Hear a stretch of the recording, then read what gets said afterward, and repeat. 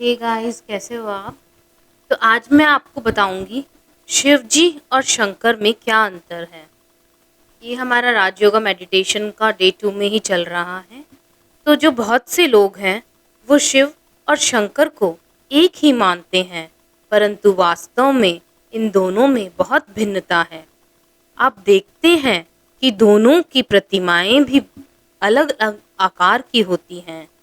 शिव की प्रतिमा अंडाकार अथवा अंगुष्ठाकार होती है, जबकि महादेव शंकर की प्रतिमा शारीरिक आकार वाली होती है। यहाँ उन दोनों का अलग अलग परिचय, जो कि परमपिता परमात्मा शिव ने अब स्वयं हमें समझाया है तथा अनुभव कराया है, स्पष्ट किया जा रहा है। जो महादेव शंकर हैं, यह ब्रह्मा और विष्णु की तरह सूक्ष्म शरीरधारी हैं। इन्हें महादेव कहा जाता है, परंतु इन्हें परमात्मा नहीं कहा जा सकता। यह ब्रह्म देवता तथा विष्णु देवता की रथ सूक्ष्म लोक में शंकरपुरी में वास करते हैं। ब्रह्म देवता तथा विष्णु देवता की तरह यह भी परमात्मा शिव की रचना है। यह केवल महाविनाश का कार्य करते हैं। स्थापना और पालना के कर्तव्य इनके कर्तव्य नहीं हैं। परमपिता परमात्मा शिव यह चेतन ज्योति बिंदु हैं और इनका अपना कोई स्थूल या सूक्ष्म शरीर नहीं है। यह परमात्मा है।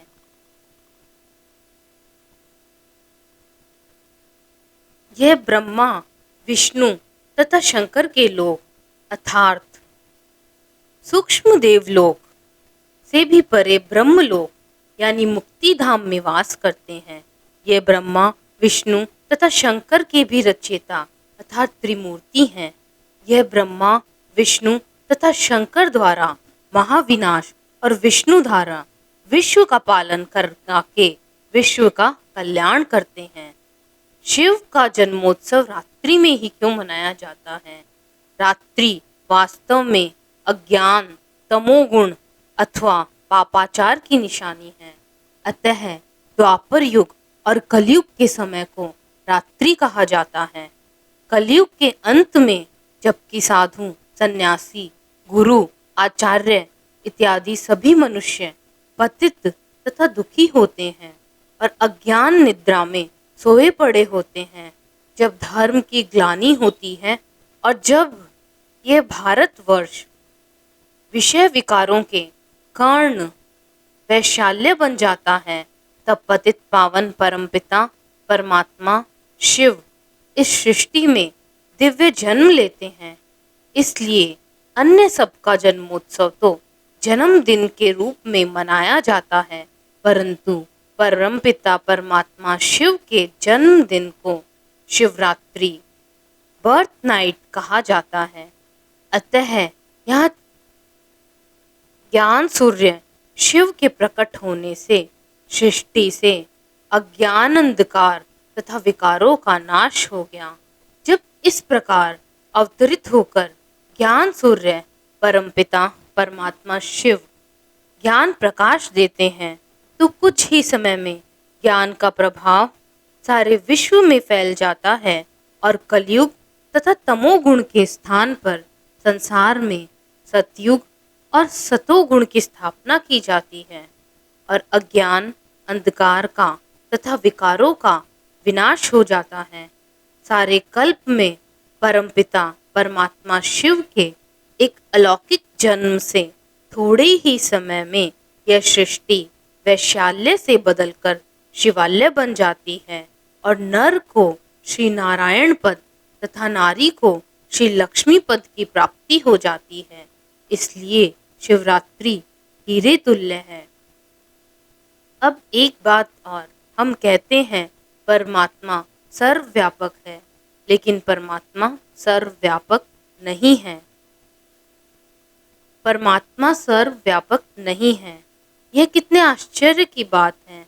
आज एक और तो लोग परमात्मा को माता पिता और पतित पावन मानते हैं और दूसरी ओर कहते हैं कि परमात्मा सर्वव्यापक है, अर्थात वह तो ठीकर पत्थर, सर्प बिच्छू, बारह मगरमच्छ और डाकू सभी में है।